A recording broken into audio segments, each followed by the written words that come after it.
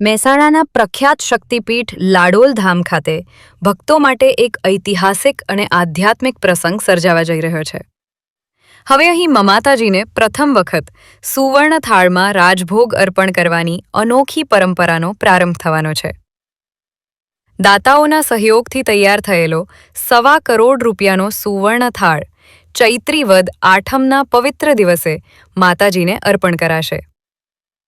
રાજા વિક્રમાદિત્યની કુળદેવી માં હરસિદ્ધિ માતાનું પવિત્ર ધામ લાડોલ વર્ષભર ભક્તિથી ગુંજતું રહે છે, જ્યાં દરરોજ મોટી સંખ્યામાં ભક્તો દર્શન માટે ઉમટી પડે છે।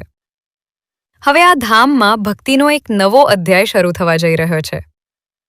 દાતાઓના સહયોગથી બનાવવામાં આવેલ ₹1.25 કરોડનો સુવર્ણ થાળ માતાજીને રાજભોગ અર્પણ કરવા માટે તૈયાર કરવામાં આવ્યો છે।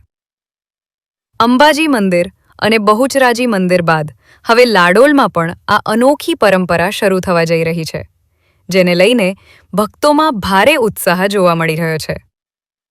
મંદિર ટ્રસ્ટ, મહંતશ્રી અને આચાર્યશ્રીઓ દ્વારા દેશભરના ભક્તોને આ દિવ્ય અવસરનો લાભ લેવા માટે અપીલ કરવામાં આવી છે।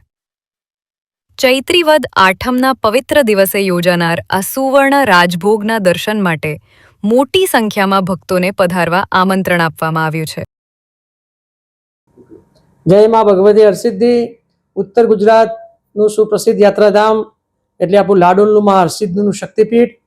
આ શક્તિપીઠમાં આપણે માં હરસિદ્ધિને સુવર્ણ થાળ અર્પણ કરવા જઈ રહ્યા છીએ। ચૈત્ર સુદ આઠમ એટલે નવરાત્રિના અષ્ટમીના પાવન પ્રસંગે માને સાંજે 6 વાગે સુવર્ણ થાળ અર્પણ થશે। વિશેષતા એ છે કે માં અંબા એટલે આપણું અંબાજી, બહુચર એટલે માં બહુચરાજી, પછી આપણું લાડોલનું એવું શક્તિપીઠ થશે ગુજરાતનું, જ્યાં માનું રાજભોગ સુવર્ણ થાળમાં અર્પણ થશે। તો આ પરંપરામાં જેમ રાજા મહારાજાઓ દ્વારા જે રીતે માને સુવર્ણ થાળમાં ભોજન કરાવવામાં આવતું હતું, રાજભોગ ધરવામાં આવતો હતો, તે જ પરંપરા આપણે લાડોલમાં પણ હવે જીવંત થશે।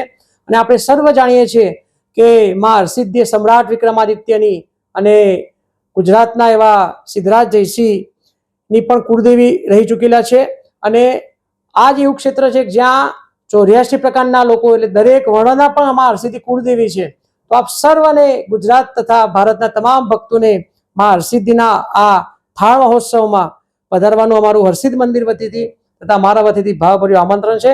સાથે જ માં હરસિદ્ધિ એ લાડોલની માં હરસિદ્ધિ તો સંતાન પ્રાપ્તિ માટે જાણીતી છે। તો જે પણ ભક્તોના ઘરે સંતાન ના હોય અને અહીંયા માનતા રાખવામાં આવે ગરબાની, તો એ પણ બાધા મહોત્સવના ગરબા પણ રાત્રે સાગરભાઈ પટેલ દ્વારા રાખવામાં આવેલા છે। તો આપ સર્વને પધારવા ગરબા મહોત્સવમાં પધારવા પણ ભાવભર્યું અમારું આમંત્રણ છે। AB48 ન્યૂઝ ગુજરાત સાથે જીતુ સોલંકી, બનાસકાંઠા।